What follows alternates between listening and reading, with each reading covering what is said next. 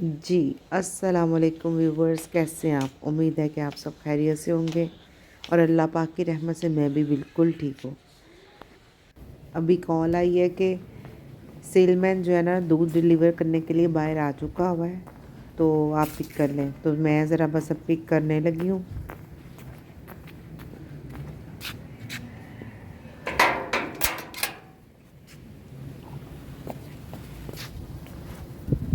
ये इधर इधर ही रख दें, फिर मैं पकड़ लेती हूँ।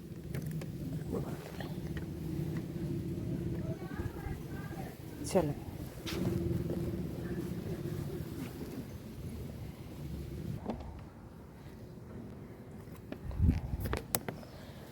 एक्चुअली दूध वाले का ही वेट हो रहा था, बस के दूध आए तो फिर उसके बाद जो किचन का काम है वो स्टार्ट हो जाए। चलो मुनव्वर, दूध तो आ गया है, तो तुम ऐसा करो कि बर्तन में निकालो और इसको दूध को उबाला दिलवाओ और साथ चाय की तैयारी करो।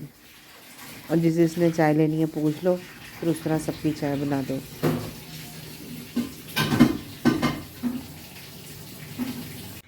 चले जी, दूध को उबाला तो आ रहा है, तो ये है कि इसके बाद बस चाय शाय पी के मैंने किचन के दुआले हो जाना है, क्योंकि जैसे ही मेहमानों की आमद का पता चलता है तो हम घर में एक सफाई का काम भी होता है, सो खाने पकाने का भी काम होता है। तो इसी तरह रमज़ान भी बिल्कुल हमारे लिए मेहमान है, जो 11 महीने के बाद आते हैं और रहमतों का महीना है। तो बस इसके लिए मैंने बस अब चाय पीनी है।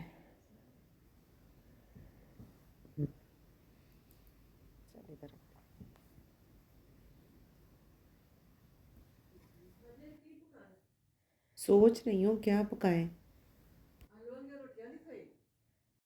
चलो ऐसे करते हैं कि आलू वाली रोटियां भी बना लेते हैं और साथ में ना बनाते हैं बिरयानी। तुम ऐसा करो, चीज़ों की तैयारी करो और जितनी हमारी रूटीन में चावल बनते हैं ना वो चावल भिगो दो और कटिंग शटिंग करो। बस मैं ये चाय फिनिश करके ना तो किचन में आ रही हूँ, ठीक है? चलो शाबाश, ये तुम काम करो।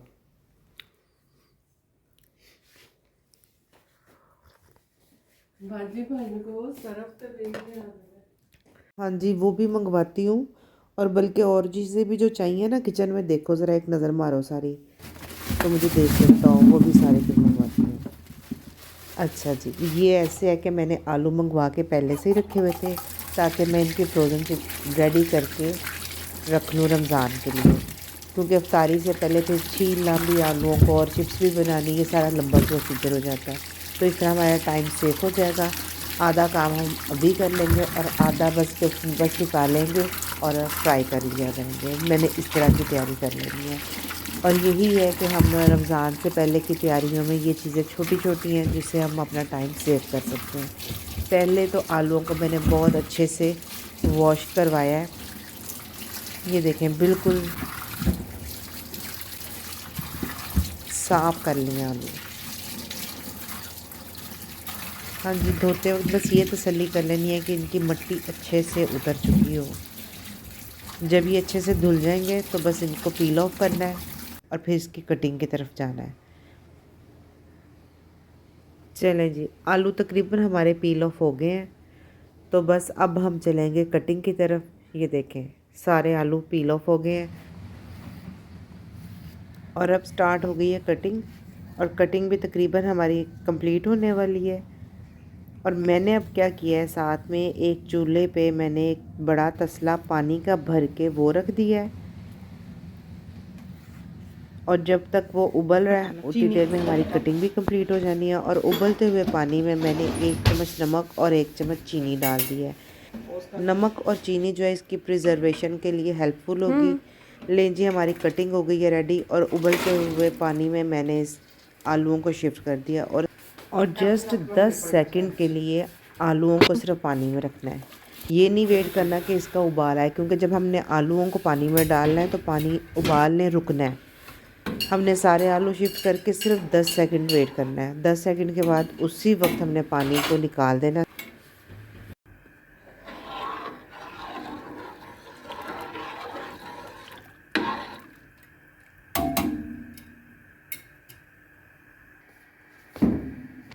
चलें जी, ये हमारा हो गया, टाइम पूरा हो गया और अब मैं स्ट्रेनर की हेल्प से सारा पानी निकाल लूँगी और चिप्स हमारी अलग हो जाएगी। और अब ये करना है, देखें कितना धुआं ऊपर आ गया है।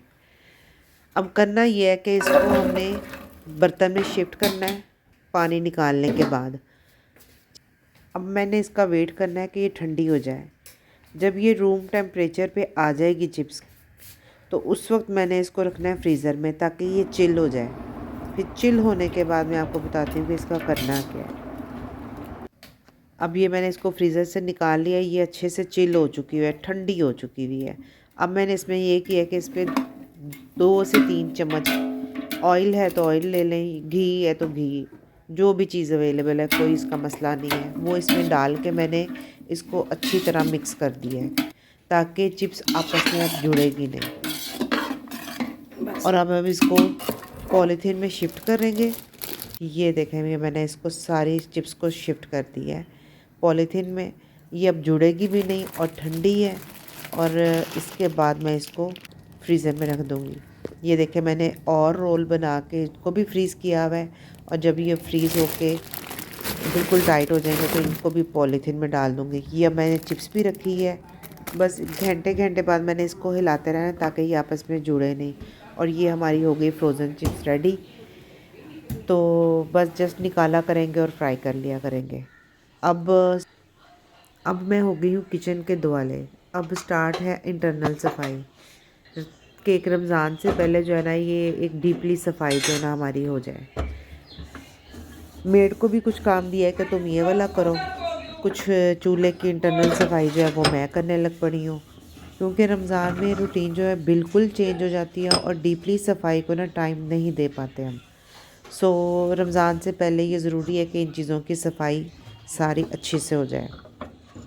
मैंने किचन के ये चूल्हे के लिए, कैबिनेट के डोर्स के लिए, इवन के किचन की डस्टिंग के लिए भी मैंने यूज़ क्या किया है, जो ऑटोमेटिक डिश वॉशर के लिए जो टैबलेट आती हैं, मैंने वो यूज़ की हैं। उसका रिज़ल्ट A1 रहता है और जो कोई ग्रीस वगैरह कहीं रह भी जाती है ना, वो भी निकल जाती है उससे बहुत आसानी से। वो इसके लिए बहुत बेस्ट है। सफाई सिर्फ यही नहीं कि सिर्फ सफाई एक दफ़ा की और महीना भूल गए या एक हफ़्ते के लिए भूल गए। सफाई वो है जो कि जिसको हम मेंटेन भी रखें। तो इसलिए ये चीज़ें ज़्यादा ज़रूरी है, सफाई करके मेंटेन रखना।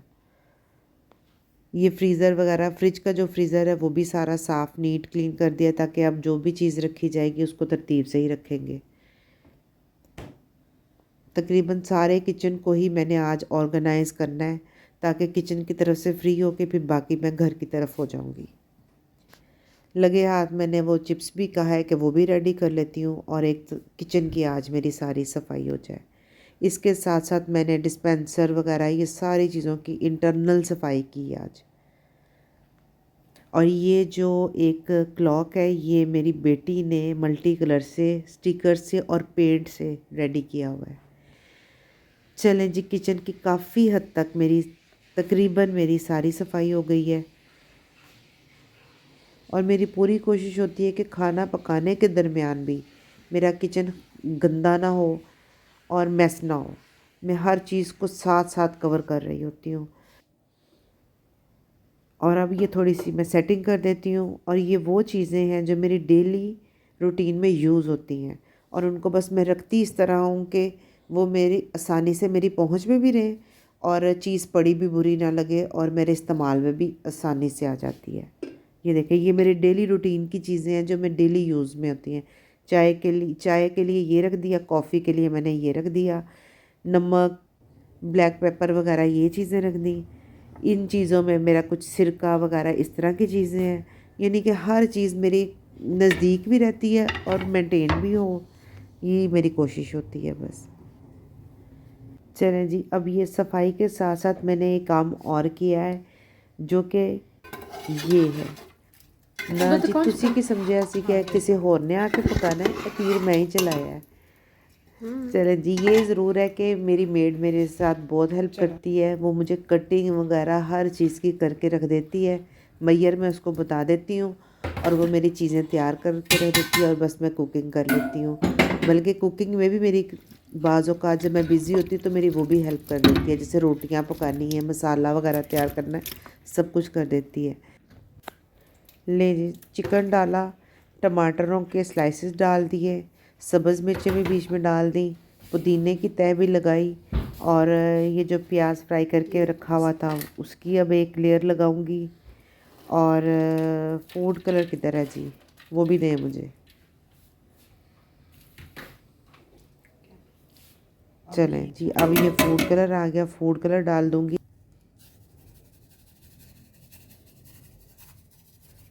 चलें, अब इसको 10 से 15 मिनट के लिए देंगे दम दमादम। और अब मैं दिखाती हूँ आपको कि और मैंने क्या क्या किया है। ये देखें, ये है जिसमें सारे मसाला जात पड़े हुए हैं। इसको ऐसे ऑर्गेनाइज़ करके रखा है कि हर चीज़ तरतीब से पड़ी हो, उसको पकड़ने में आसानी हो। और इसी तरह आइसक्रीम के जो कप हैं वो भी मैंने रखे हुए हैं।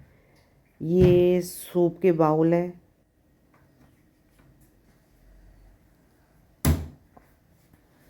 और ये इस तरह ये इस साइड पे मैंने रखा हुआ है आइसक्रीम सेट। अब ये इस साइड पे मैं दिखाती हूँ मैंने क्या रखा है। ये ग्लासेस लाई हूँ, और भी मैंने आपको दिखाए भी थे, ये मैंने अभी रिसेंटली बाय किए हैं। इसी तरह ये देखें ऑर्गेनाइज़ करके रखा हुआ है। इसमें एक चीज़ और बहुत आसान हो जाती है कि हमने एक चीज़ के लिए जो जगह फ़िक्स की है उसको यूज़ करें और वापस उस जगह पे रखें। बहुत ही आसानी हो जाती है, टाइम सेव भी होगा और झंझट ही नहीं पड़ता। ये देखें, इस तरह बड़े जो स्पून हैं वो मैंने कहा ऐसे रखे हैं, और जो खाली कंटेनर है मेरे वो मैंने स्ट्रॉ में रख दिए हैं। नैपकिन को मैंने इस तरह रखा, देखें एक बॉक्स में मैंने इस तरह रख दी है, वो भी मुझे पकड़ने में भी आसानी, और वापस भी मैं इसी तरह रखूँगी, मेरी हर चीज़ मेंटेन रहेगी।